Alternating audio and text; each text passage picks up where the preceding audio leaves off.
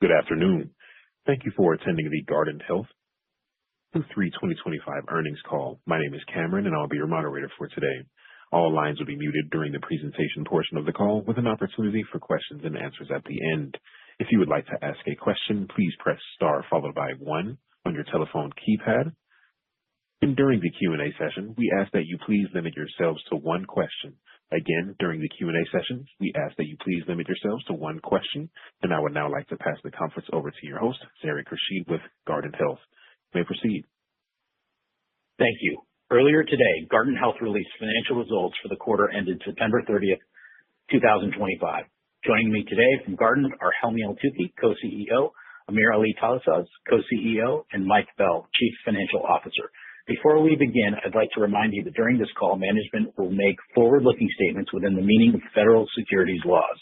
These statements involve material risks and uncertainties that could cause actual results or events to materially differ from those anticipated. This call will also include a discussion of non-GAAP financial measures, which are adjusted to exclude certain specified items.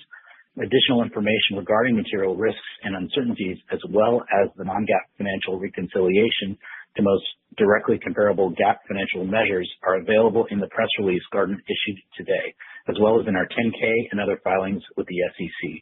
Guardant disclaims any intention or obligation to update or revise financial projections and forward-looking statements, whether because of new information, future events, or otherwise, except as required by law. The information in this conference call is accurate only as of the live broadcast. With that, I would like to turn the call over to Helmy. Thanks, Zarek. Good afternoon, and thank you for joining our third quarter 2025 earnings call. Starting on slide 3, Q3 was an exceptional quarter for Guardant, with broad-based growth across our business. Oncology volumes grew 40% as year-over-year volume growth continued to accelerate, driven by Guardant360 Liquid, Guardant360 Tissue, and Reveal. Our biopharma business grew nicely year-over-year with positive CDx momentum, and screening volume accelerated with a sequential increase of 8,000 Shield tests. Importantly, screening has started to generate meaningful revenue, tracking at an annual run rate of approximately $100 million, roughly 1 year into the commercial launch of the FDA-approved product.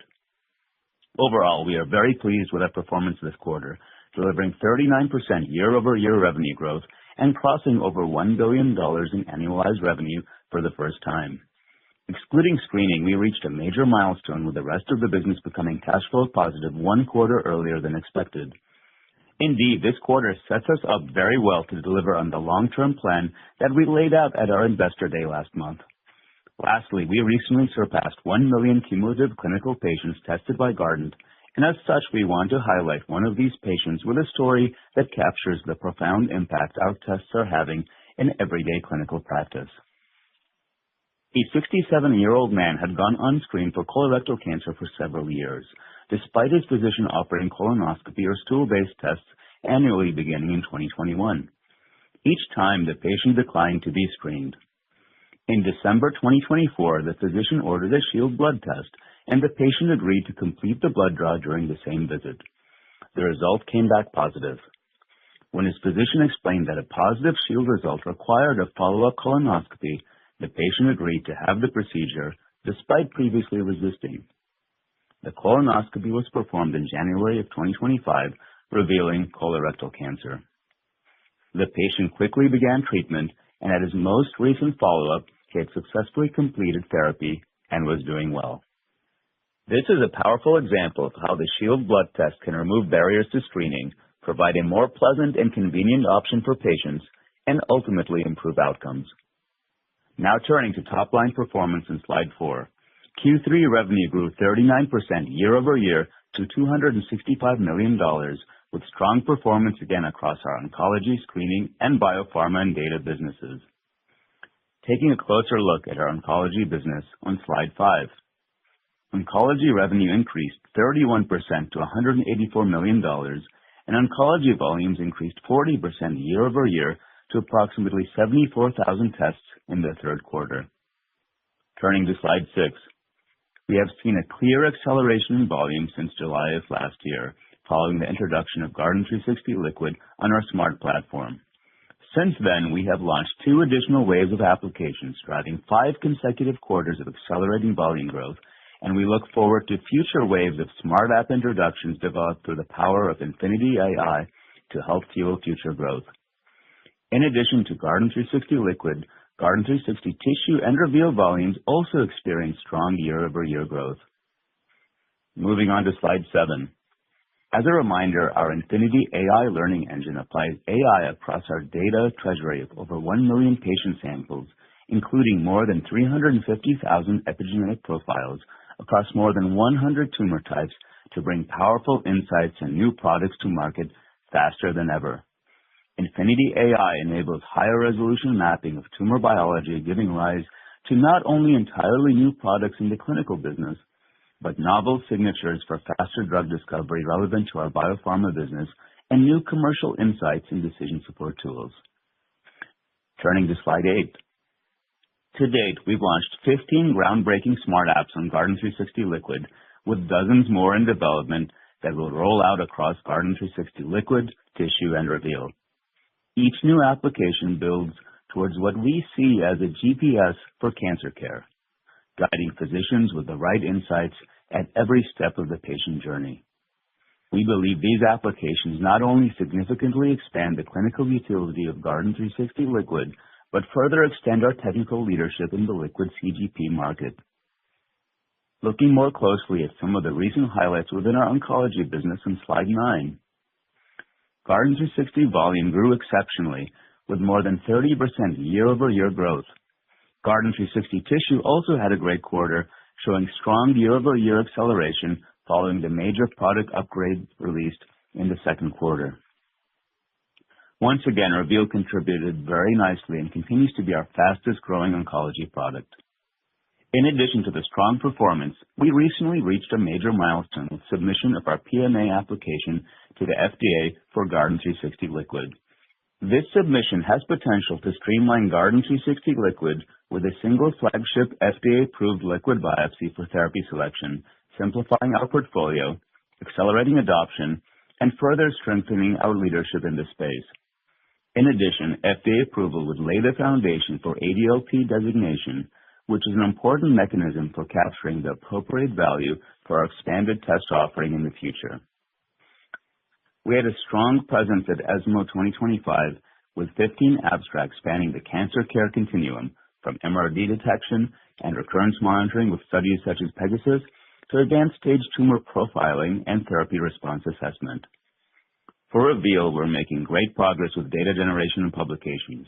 We recently submitted our immuno-oncology therapy monitoring data package to MolDX to support Medicare reimbursement and submitted data from our chemotherapy monitoring study for publication.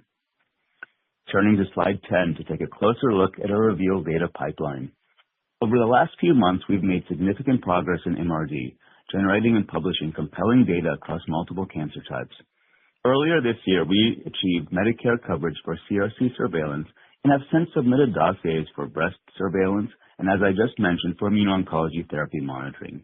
We plan to submit packages for chemotherapy and CDK4/6 inhibitor monitoring following those publications. Looking ahead, we have ongoing studies across more than 5 additional tumor types in both the adjuvant and surveillance settings. Together, this growing body of evidence will continue to strengthen the clinical utility and analytical validity of Reveal, supporting broader adoption in MRD. Turning now to slide 11. I am proud of the progress we have made over the last few years in both driving demand and revenue growth across our portfolio. Looking ahead, we see multiple drivers across our oncology business that position us well for durable long-term growth. We will continue investing in commercial initiatives that make it easier for physicians to access our tests through portal enhancements, EMR integrations, and enhanced workflows. In our therapy selection business, transitioning to the smart platform unlocks wave after wave of novel applications, many unique to Guardant, that will help us differentiate and continue gaining market share. And in MRD, a redoubled commercial focus on Reveal, supported by significantly lower COGS and Medicare coverage for CRC surveillance, positions us for strong growth ahead. We're also excited to introduce an ultra-sensitive tissue-informed MRD assay that will complement our best-in-class tissue-free Reveal test. Looking more closely at some of the recent highlights within our biopharma and data business in slide 12.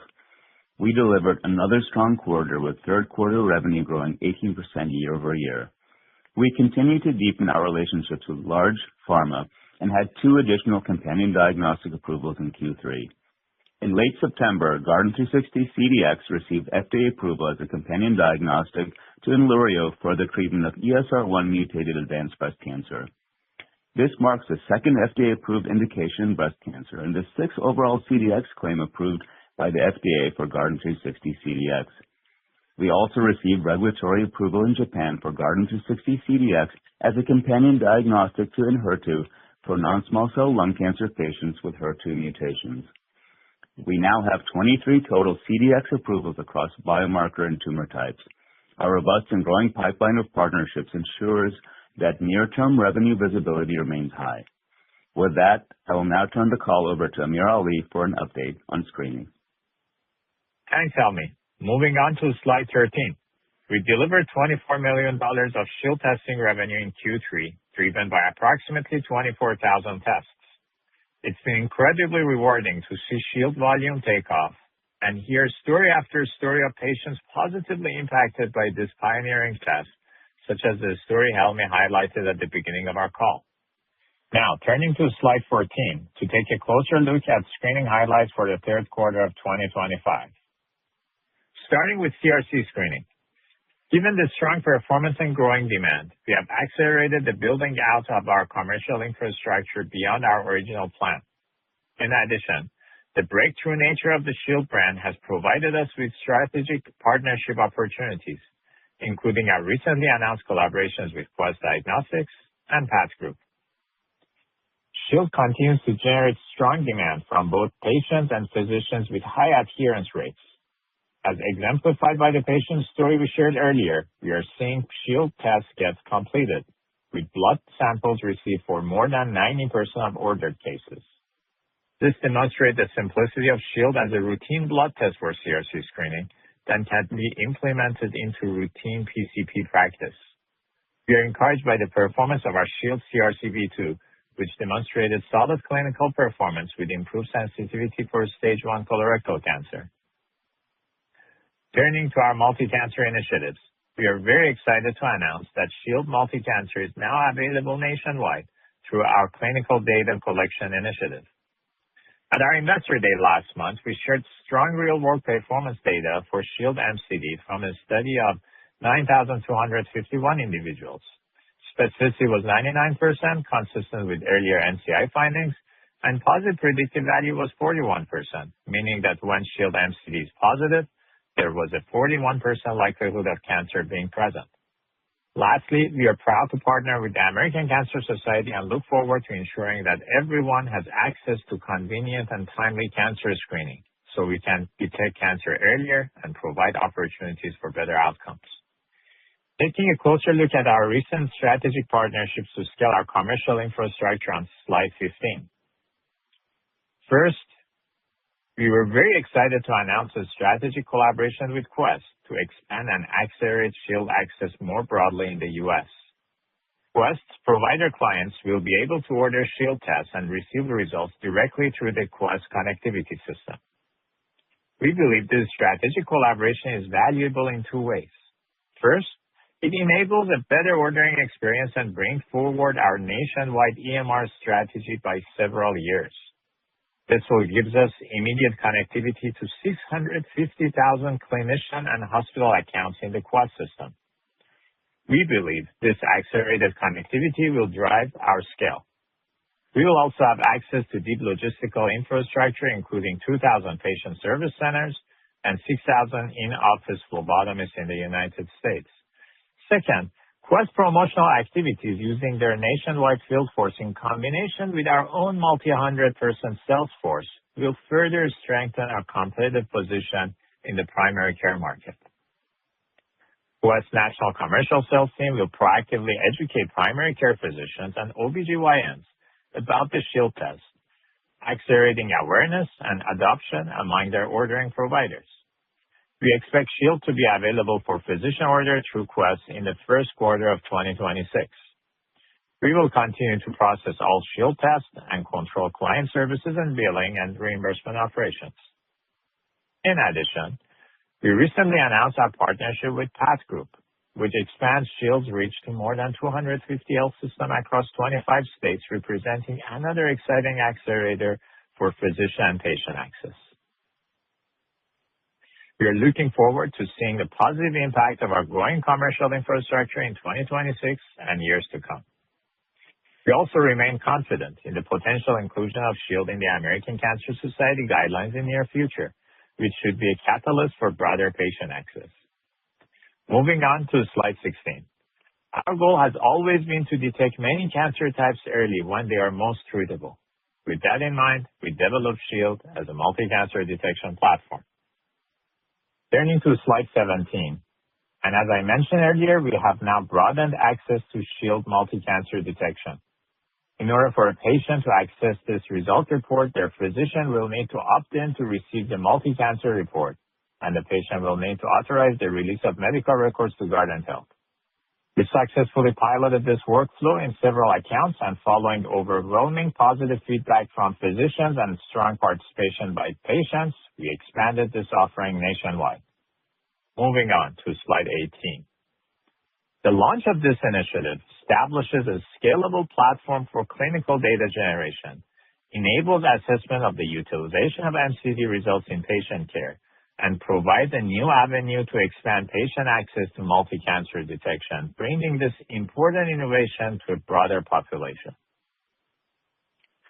This nationwide initiative is expected to reach hundreds of thousands of participants, making it one of the largest prospective evidence generation initiatives for early cancer detection. Turning now to slide 19. With the expansion of Shield to include MCD results together with patient authorization to release medical data, we are now well positioned to further strengthen our data moat. This high-quality data serves as a regulatory-grade source of truth, providing details on each patient's cancer journey that were previously not accessible. We will generate large-scale prospective evidence about the performance, clinical value, and safety profile. We believe this high-resolution data will power continuous improvement of Shield MCD and also lay the foundation to potentially expand into multi-disease detection.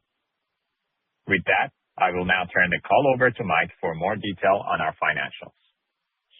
Thanks, AmirAli. Turning to slide 20, I'll now review select financial highlights for the quarter ending September 30th, 2025. Unless otherwise noted, all growth rates are year over year. Total revenue for the third quarter grew 39% to $265.2 million, driven by strong performance across all three major revenue lines: oncology, biopharma and data, and screening. Oncology revenue increased 31% to $184.4 million, primarily driven by another quarter of accelerated test volume growth. We reported approximately 74,000 oncology tests in the third quarter, representing 40% growth, reflecting continued positive momentum across the portfolio. Guardant360 Liquid delivered its fifth consecutive quarter of accelerating growth, with volumes up more than 30%, supported by the expanding clinical utility enabled by smart apps launched over the past year. Guardant360 Tissue also had an exceptional quarter, showing strong year-over-year acceleration following the major product upgrade released in the second quarter. Reveal remains our fastest-growing oncology product, benefiting from CRC surveillance reimbursement achieved earlier this year and continued strength across both breast and lung cancer indications. As a reminder, we do not include Guardant hereditary cancer testing or IHC volumes in our reported totals. We continue to expect minimal revenue contribution from these new offerings through 2025. Average selling prices remained stable compared to the prior quarter. Guardant360 Liquid was in the range of $3,000 to $3,100. Guardant360 Tissue was approximately $2,000, and Reveal was in the range of $600 to $700. We also recognized approximately $5 million of out-of-period oncology revenue in the third quarter, compared to $12 million in the prior year period. Our biopharma and data business continued to perform well, with revenue increasing 18% to $54.7 million, which includes milestone revenue from 2 companion diagnostic approvals achieved during the quarter. The biopharma pipeline remains solid, providing confidence in both the near-term and long-term growth prospects. Screening revenue from Shield totaled $24.1 million, generated from 24,000 tests reported during the quarter. Shield ASP was approximately $880, above expectations, reflecting our continued focus on Medicare-covered patients. We also recognized approximately $3 million of out-of-period screening revenue, driven by better-than-expected reimbursement from Medicare Advantage payers for tests performed in the first half of 2025. This positive trend reinforces our confidence in both near-term and long-term expectations for Medicare Advantage reimbursement rates and overall Shield ASP targets. Turning to slide 21, we're very pleased with the year-over-year improvement in non-GAAP gross margin, which increased to 66% in Q3 2025, compared to 63% in the prior year period. This improvement was primarily driven by a significant reduction in Reveal COGS, which have declined from over $1,000 per test in Q3 2024 to less than $500 per test, as well as strong progress in Shield gross margin. Shield's non-GAAP gross margin improved from negative levels at the launch just over a year ago to 55% in the third quarter of 2025. This improvement reflects strong ASPs under the Medicare ADLT rate of $1,495, disciplined focus on reimbursable tests, and continued COGS reduction. Shield's non-GAAP cost per test again trended lower sequentially and continues to be below $500 per test, consistent with our operational plan. These gains reflect the ongoing benefits of increased Shield volume and disciplined cost management. Turning to slide 22, non-GAAP operating expenses were $228.8 million in the third quarter, an increase of 22% in line with expectations. The increase was primarily driven by continued investments to expand our screening commercial infrastructure and scale sales and marketing for Shield. As we conclude 2025 and enter 2026, we'll maintain focus on these investments to maximize our first-mover advantage in blood-based colorectal cancer screening. Adjusted EBITDA loss was $45.5 million, an improvement of $10.7 million compared to a loss of $56.2 million in the third quarter of 2024. We remain disciplined in our approach to cash management. Free cash flow burn was $45.8 million, improving by $9.5 million compared to the prior year period. Importantly, excluding the screening business, Guardant generated positive free cash flow during the quarter, a significant milestone achieved 1 quarter ahead of our stated target. We expect the core business to remain free cash flow positive in the fourth quarter, as well as for the full year 2026 and beyond. We ended the quarter with approximately $690 million in cash equivalents, and restricted cash. Turning to the full year 2025 outlook on slide 23. Based on our strong year-to-date performance, we are raising full year 2025 revenue guidance for the third time this year to a range of $965 to $970 million, representing approximately 31% growth compared to 2024. At the midpoint, this represents an increase of $47.5 million versus our prior range. We now expect oncology revenue to grow approximately 25% year-over-year, up from prior guidance of 20%, driven by stronger than expected oncology volumes in the third quarter and higher expected volumes for the remainder of the year. We now forecast total oncology test volume to grow more than 30% compared to our previous expectation of greater than 27%. Our biopharma and data business remains on track to deliver mid-teens growth for the full year. We're also increasing our Shield revenue guidance to $71 to $73 million, up from $55 to $60 million, reflecting higher expected volume of 80 to 82,000 tests compared to prior guidance of 68 to 73,000 tests. With continued improvement in gross margins, we're raising our full year non-GAAP gross margin guidance to 64 to 65%, up from 63 to 64%. As previously outlined, we plan to reinvest incremental screening gross profit to accelerate commercial expansion. Accordingly, we now expect 2025 non-GAAP operating expenses to be in the range of $865 to $875 million, representing a 14 to 16% increase compared to 2024. Finally, consistent with our long-term financial roadmap, we remain committed to reducing cash burn each year and achieving company-wide cash flow break-even by the end of 2027. For full year 2025, we continue to expect free cash flow burn of $225 to $235 million, an improvement from $275 million in 2024. Turning to slide 24.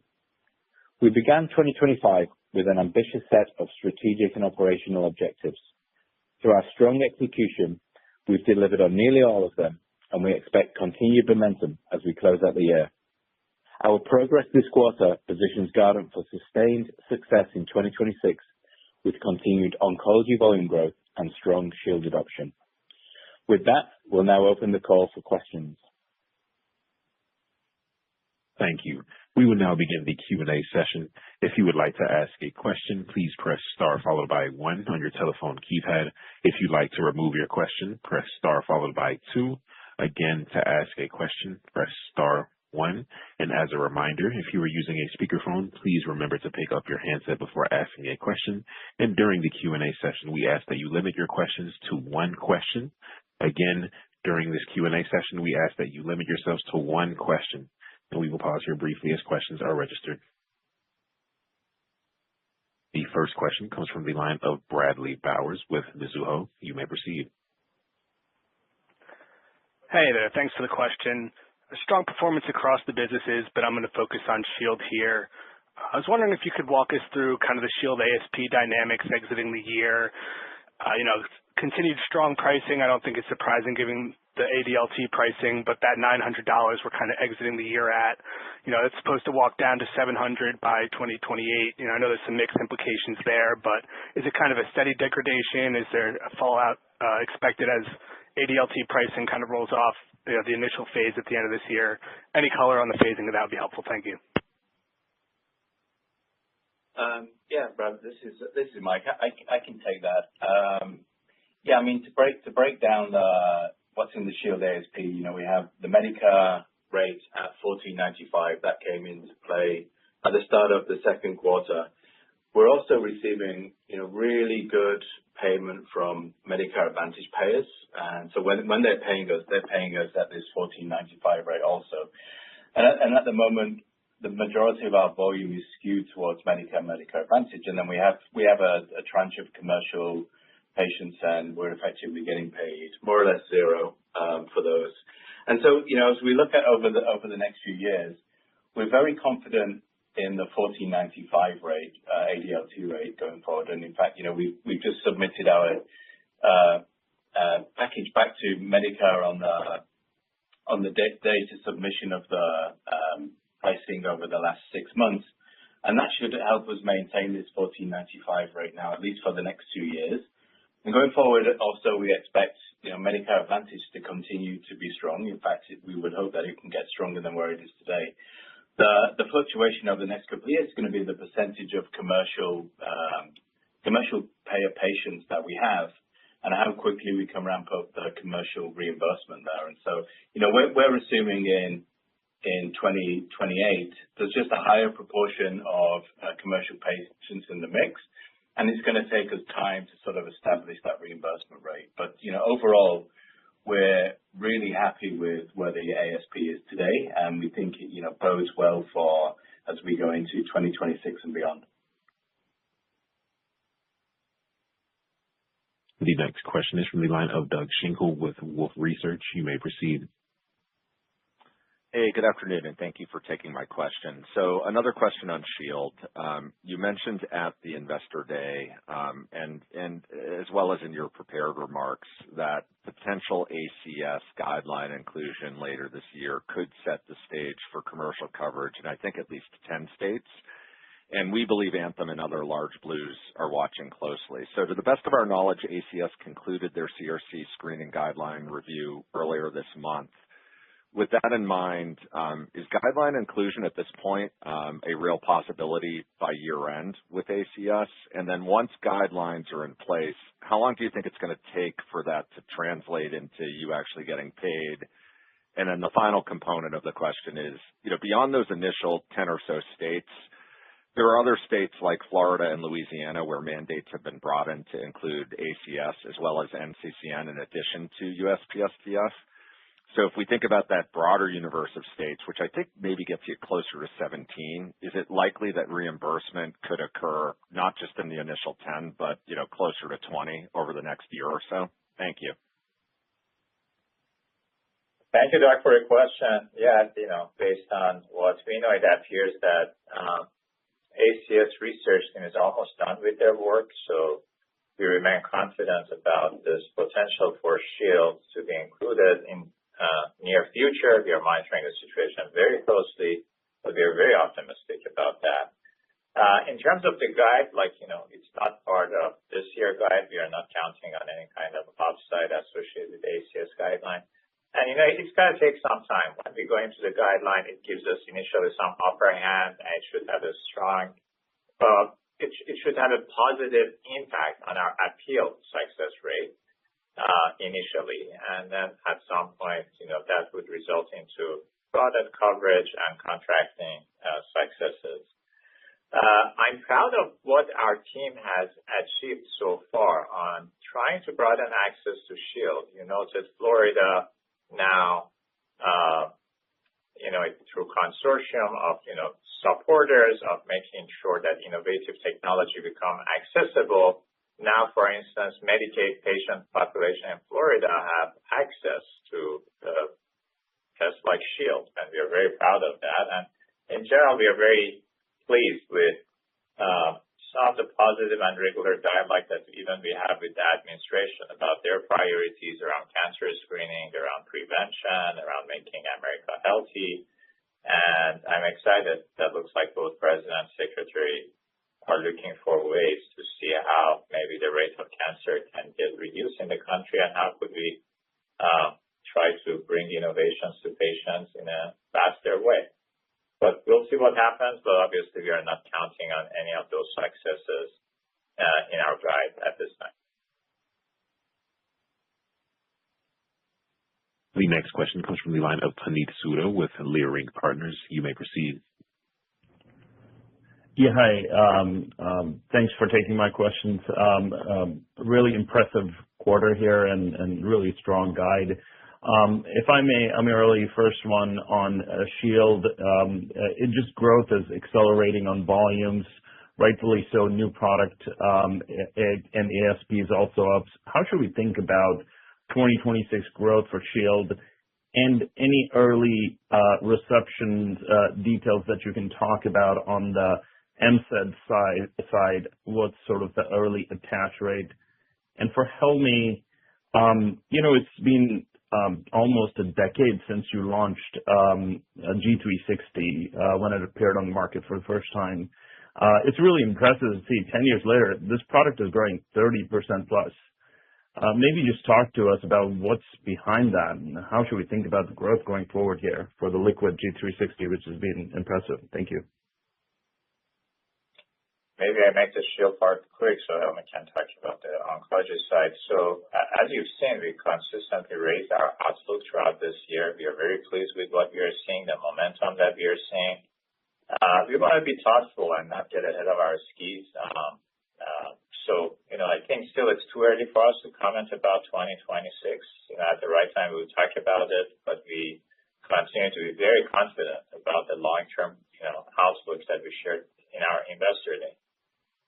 Yeah, no, we're very pleased with the performance. It's actually been 11 years and counting and from when we launched 360. And so to see it grow at this rate, I think at this point in the product cycle is really pleasing. But I think it is sort of, what we expected in the sense that many people think of this as a test and they pattern match it to, other tests in the market. But it truly is an application platform when you think about these smart apps that we're introducing and really the multiplication of clinical utility and ability and capabilities of this platform, this is just the beginning in terms of where liquid biopsy can go. I mean, that is the point of liquid biopsies. You can come in, you can test, many more patients, you can increase access, but you can test them longitudinally as well. And, we're still at the very, very early innings in terms of where this can go, where this technology can go, just in oncology. So I think you're going to see a lot more, of this trajectory in the coming years as we continue to expand on the capabilities of Guardant 360 over the next decade.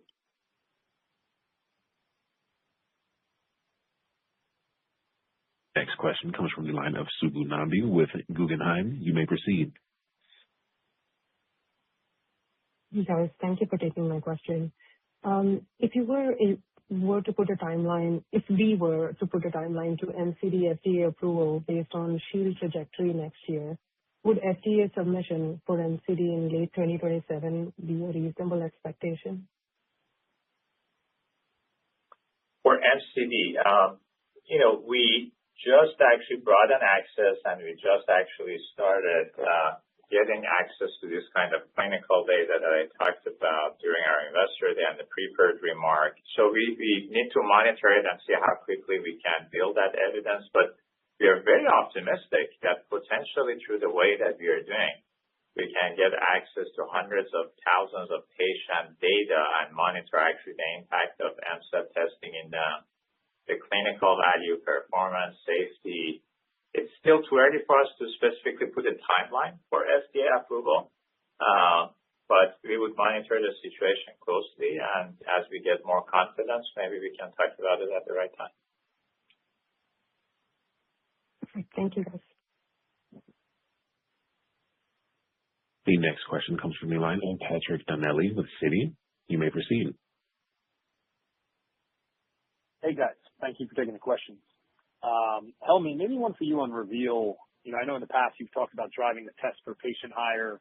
Can you just talk about the traction there, given the bigger push internally? What kind of progress you're seeing? Where can that go, over the relative near term? And I know during the prepared remarks you talked about obviously the ongoing studies, the additional tumor types. Can you just talk about what we should be looking for and the key catalysts on the Reveal side here over the next couple of quarters to keep an eye on? Thank you. Yeah, great question. I think we said at the beginning of the year, as we got the surveillance indication from a reimbursement point of view for Reveal, that we'd be turning on a lot of the sort of capabilities to be able to pull in subsequent test orders and so on. And, I'm pleased to report that, we've put a lot of those in place and we're seeing some of the benefits of that and the return on investment there. So we know we can pull in subsequent orders now in a sort of very straightforward way. And so that is going to pay dividends across our blood-based portfolio as we think about the emergence and really the place where longitudinal testing will sit in terms of management of patients in oncology with things like Serena-6 in terms of ESR1, with the upcoming launch of our therapy monitoring based on Reveal, and then obviously with the Reveal itself in the MRD setting, recurrence monitoring setting. So, yeah, really great progress. The number of tests per patient has gone up pretty nicely, and we're still, I would say, very much in the early cycles of really capitalizing on that investment. The next question comes from the line of Tycho Peterson with Jefferies. You may proceed. Hey, thanks. I would love to hear your views on the Pegasus data and just kind of, how you think about that, having kind of any impact on just MRD-driven therapy management and how you're thinking about clinical utility evidence in general and NCCN, guidelines.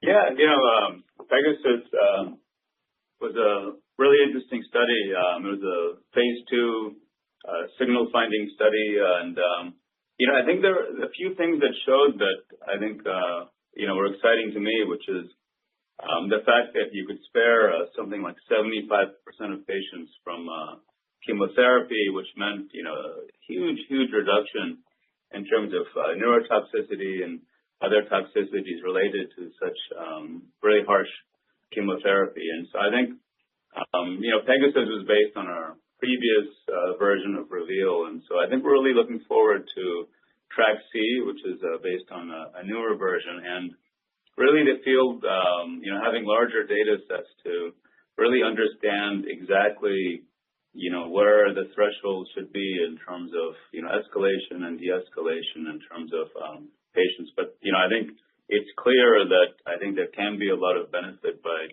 using, this additional data in terms of ctDNA in the adjuvant and surveillance settings.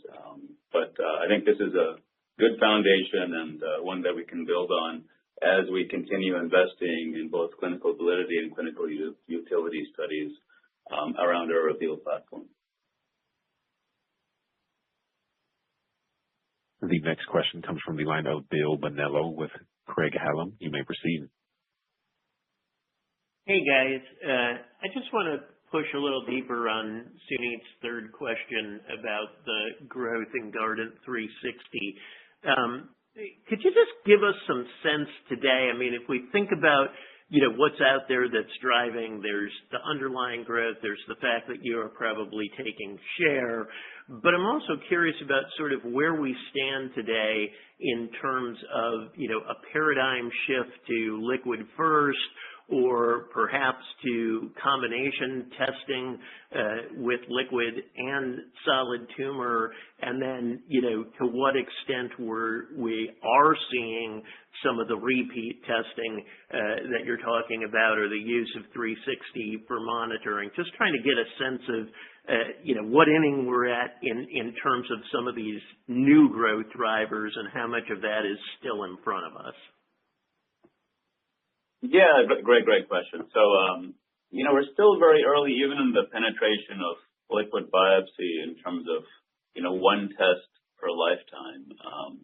And so given, the capabilities of 360 right now, they're just kind of mind-blowing to a lot of physicians in terms of, the depth, the sensitivity, the application space. We see that growth in just that initial setting. So that means not only market growth, but we're seeing, from what we can see, significant share gains as well as a result. Then there are other growth drivers we're seeing. The fact that concurrent testing will likely become the standard of care, both tissue and liquid. And so that is also another sort of growth driver, and we're starting to see that really take off. And then finally, the tests per patient. And so we estimate at maturation that we should be able to go from one test per patient per lifetime to something like 4.5 or 4 or 5 tests per patient per year, which obviously means more than probably a doubling of where the market is today. More than a 10x in terms of where the market is today. And so that's really exciting in terms of where things are going. And this is things like Serena 6 in terms of ESR1, longitudinal monitoring, therapy monitoring, the data that we have with IO monitoring, with chemo monitoring, and so on. All of that will feed into essentially establishing this new paradigm of essentially monitoring patients with ctDNA. We're already seeing our biopharma partners use this type of testing in their phase 1, phase 2, phase 3 studies, using it to decide, do they sort of scale phase 1 to phase 2, using it for dosing. And so that's the other piece that I think is not very well appreciated, is that a lot of tests, that you launch them, they're used exactly the same way 10 years later, 15 years later, and so on. They only have sort of one function. The application space and utility of how you use something like Guardant 360 and Guardant Reveal is really multiplying quarter by quarter and year by year. And so, yeah, this is a true platform. That word is often overused, but this is a true platform, and you're seeing what that means in terms of our volume growth and the trajectory that we laid out at our Investor Day. The next question comes from the line of Michael Ryskin with Bank of America. You may proceed. Hi, thank you for taking the question. This is Aaron on for Mike. I wanted to dive into Reveal volumes and specifically Reveal versus Ultra and how you guys are thinking about the R&D investment needed in both of those assets. And then the second part of that is MRD is still a fairly open space, 10% penetrated, what people are saying. So I guess how are you guys looking at the market? How are you guys looking at growth, and how should we be expecting both of those assets to grow over the next 3 years? Thank you. Yeah, we're very excited about our MRD franchise. Reveal is, the leading tissue-free MRD test in the market. We know that there'll be, essentially two parts of the market that'll be important, the tissue-free side and the tumor-informed side of things. And, we're very pleased in terms of where we sit in the tissue-free side. It's our fastest growing product in oncology. And, the amount of data, the amount of investments, we have a 10x sort of data generation planned as we presented before next year. And so, that flywheel is really sort of chugging away. And so we're excited about that trajectory. And then, in terms of the tumor-informed side, I think we agree with you. There's, kind of a lot of opportunity there in terms of a, test that can really hit the needs of both biopharma and clinicians in terms of the sensitivity that is really required for that setting. And yeah, we're just very pleased with the technology that we've developed. If you think about it, just everything we've built as a company sort of is at a really nice point. The fact that we've really chugging away on our tissue volumes and the capabilities we have with using very low amounts of input material, very fast turnaround times, the sensitivity we have on the liquid biopsy side and the capabilities in terms of bugs down and the speed to results. All of that is coming together in Reveal Ultra. And I think it's going to be a product that will frankly blow everyone away once we launch it. Very excited for that and making really good progress. The next question comes from the line of Daniel Markowitz with Evercore ISI. You may proceed.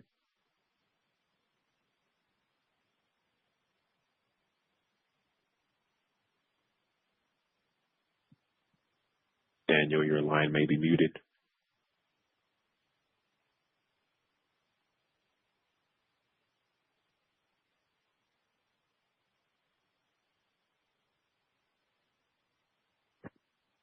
Our next question comes from the line of Mark Massaro with BTIG. You may proceed. Hey guys, thanks for taking the questions. The first one is for you, AmirAli.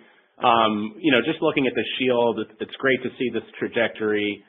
Is it reasonable to think in the near term that 1,000 sequential increase from the prior quarter is the right way to think about this? Just looking at the Q4 implied guide, the high end, it's +9. You just did +8. Prior quarter +7, or so I guess I'm asking if this is a reasonable run rate in the near term, or do you think there's obviously upside from the partnerships with Quest, Path Group, certainly guideline inclusion and potential DTC uplift? So that's my first part. The second part is for Helmy. Helmy, can you just give us a sense for Reveal Ultra? I believe this is the tumor-informed that can go down to 1 part per million. Just give us a sense for, maybe if you could clarify if that is commercially launched now, and how we should think about the timing of CMS reimbursement and additional data readouts. Thanks. Thanks, Mark. So in terms of sequential growth, like our guide, what has ended in the midpoint is like another 8,000 Q-over-Q growth in Q4. We are going to monitor the situation closely, and again, we don't want to get ahead of our skis and see what's going to happen. And for next year, we are going to talk about it at the right time. There are a bunch of catalysts, still in front of us. This Quest Path Group collaboration should be a positive thing. Guideline inclusion is definitely a positive thing. Continuous build out of our own commercial team as we continue to next year would be a positive thing. And we are confident about the target that we put out there for 2028. But we go at it one step at a time, and we are very excited to see what's going to happen in Q4. Yeah, in terms of Reveal Ultra, I think the nice thing is we built such strong capabilities around MRD. When you think about the R&D and all the clinical studies, tens of thousands of samples, and many of those we've actually retained tissue. So it's actually not very heavy investment for us to essentially leverage that to really come out with the sort of ultra technology, the tumor-informed technology we have. We're seeing really good data, really excited in terms of where this can go. In terms of the sensitivity, we think it can bring it down to a much lower level than exists in the field or frankly exists in the pipeline of companies we've seen out there. I would say that, in terms of timing, we're keeping that close to the chest, so stay tuned, but making good progress, and we wouldn't be talking about it if it wasn't something that, was not in the too distant future. The next question comes from the line of Casey Woodring with JP Morgan. You may proceed. Great. Thanks for taking my questions. On the Shield performance in the quarter, maybe as a follow-up to Mark's question, can you provide any KPIs around maybe average testing frequency per physician and whether volumes are coming from new time CRC screeners? And then, just my second question here, Mike, if you can provide any color on gross margin for Shield and Reveal embedded in the updated guide of 64 to 65% for this year, that'd be helpful. Thank you. Yeah, maybe some KPIs. Actually, it's exciting that the breadth of ordering continues to increase Q over Q. The depth of ordering continues to be very strong. So once the accounts actually start using Shield and we go through activation, the depth of ordering is very solid, which is really an endorsement of how deep this market is and mainly how many unscreened cancer patients are out there in the accounts that we are going to. So we are seeing their doctors, we are successfully leading them and so forth. So the other KPI to share, which we are very excited about, is we continue to see very high adherence rates. When the doctors order this test, more than 90% of those gets converted to a sample received in our lab, which really gives us a bunch of efficiencies in our S&M investments. Yeah, and on the gross margins, with Shield, in the prepared remarks, we mentioned that the Shield gross margin this quarter, Q3, was 55%, and so ASPs are close to $900, and our cost per test now is consistently lower than $500. So we've made really great progress with Shield gross margins, and then on the Reveal side, again, we've made fantastic progress over the last sort of nine months or so. And just to break that out a bit, our ASPs for Reveal continue to be in the $600 to $700 range. And again, since the start of the year, our Reveal cost per test are consistently below $500. So we have a nice gross margin on Reveal. It's a little bit lower than the 55% we've got on Shield, but they're really what's helping drive our overall blended gross margin, and we've seen the positive impact on that going from 63% in Q3 last year to 66%. So I think good progress across the board with gross margin. The next question comes from the line of Kyle Mikson with Canaccord. You may proceed. Hey guys, thanks for the questions. Congrats on the quarter. On Reveal, is it still possible you get ADLT status and breast Medicare coverage by the end of this year? Is that more likely a 26 milestone? And then secondly, AmirAli, we had a competitor this week announce, advanced adenoma sensitivity data for its colon cancer blood tests. The confidence interval lower bound was 15%, and the study had a lot of very small lesions. Just curious if you think that a test with AA materially higher then the 13% for Shield would pose a threat, and you one day aim to improve upon your AA data still. Yeah, I mean, ADLT status, still a work in progress. Obviously, with the government shutdown, has sort of paused some of the discussions a little bit. And then, yeah, we're still working on breast and IO. We've always said, probably more likely early next year. And, yeah, we're still, I think, on track for that. Regarding the data disclosures, we applaud anybody who's trying to contribute in this difficult area. This is a hard science area. And we feel very comfortable with our leadership position in our technology stack, our data, and what we are doing. We've seen similar results in the field now a few times. Again, this is a hard field. It's a hard science field. And we believe we have the best tech stack, very innovative technology, homebrew, that gives us confidence. We have 3-year head start on CRC now, and probably even much longer on the multi-cancer side relative to some of these competitions. So we feel very good with our position at this time. And definitely there are some pipeline activities that we are working on. We'll see what happens there. The next question is from the line of Luke Sergott with Barclays. You may proceed.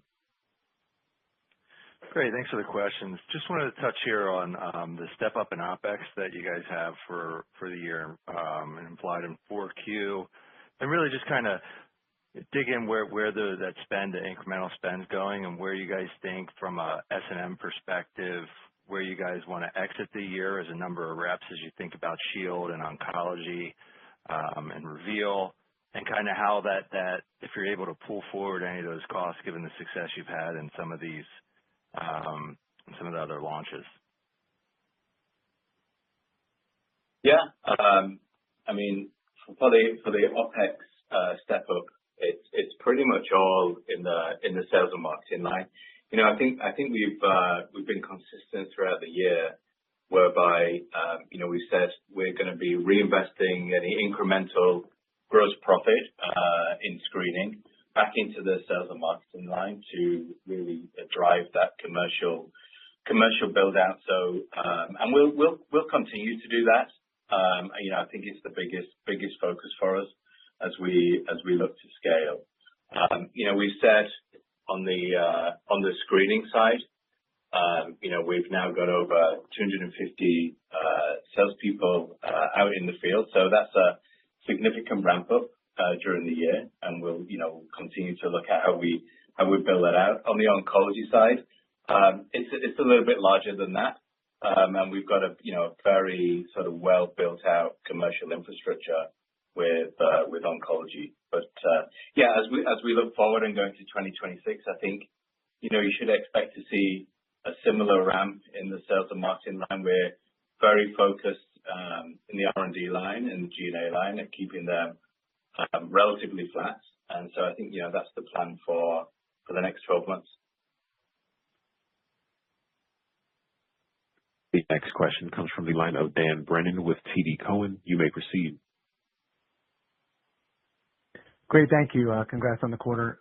Maybe just on G360, just a couple. So maybe one for Mike and then one for Helmy. Just on the guide, I know the clinical oncology volume guide is now greater than 30. But does that contemplate like a big step down from the G360 volume, which has accelerated tremendously year to date, obviously, from the Q3 30%? And then B, more so for Helmy, I know you've given a lot of color on, the excitement over the kind of outlook for G360, but could you give a little more color on the acceleration you've seen year to date? Is it more share gains, which you talked about? Like, are you seeing hospitals consolidate? You think it's more just penetration of CGP, or do you think it's more like this test per patient pickup? Any way you can kind of dissect a little bit of this really strong acceleration. Thank you.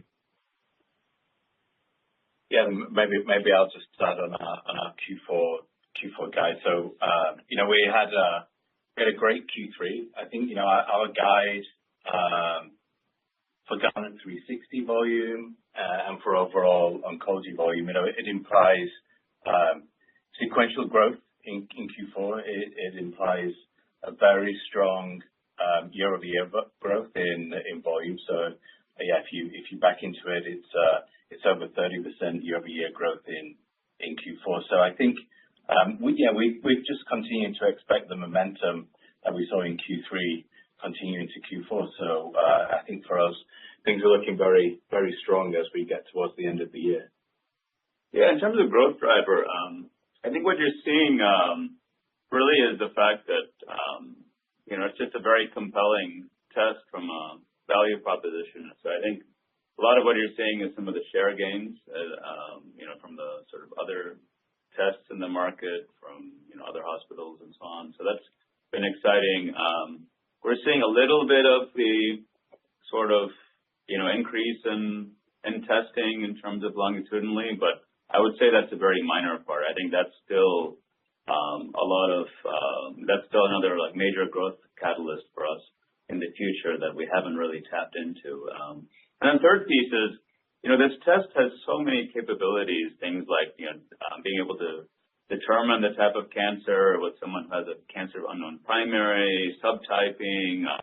So if you think about the long tail of cancers where liquid biopsies and even tumor biopsies aren't really utilized, the fact, that we have this smart platform with epigenetics and so on that can give so much more insight into tumor biology, I think you're seeing penetration into some of these longer tail of cancers as well.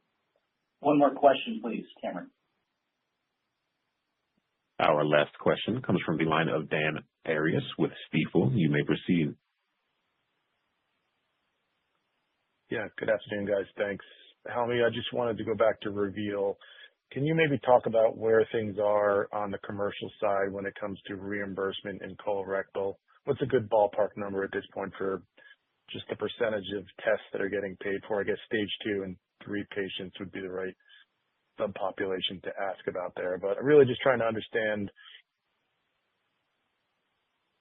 the coverage side of CMS in your key indication there. Yeah, Dan, it's Mike here, and it cut out a bit towards the end, but I think you're asking about Reveal reimbursement with CRC. CRC now it's roughly 50% of our volume. It continues to be at that sort of level, and the rest being made up at the moment from breast and lung. And where we are getting reimbursed is for all of now whenever we run a CRC test, we're getting reimbursed for all of the tests that we do for Medicare, and that's at the 1640 rate. And we're getting good pull-through with Medicare Advantage. We're starting to see traction with commercial payers. That's improving all of the time. And so, I think we're feeling good at where the reimbursement level is. And then as we look forward, we think there's continuous runway with Reveal. Again, more and more Medicare Advantage and commercial payments on the CRC side. But as we just mentioned, we're anticipating Reveal breast reimbursement. We've submitted the data package to MolDX for Reveal IO.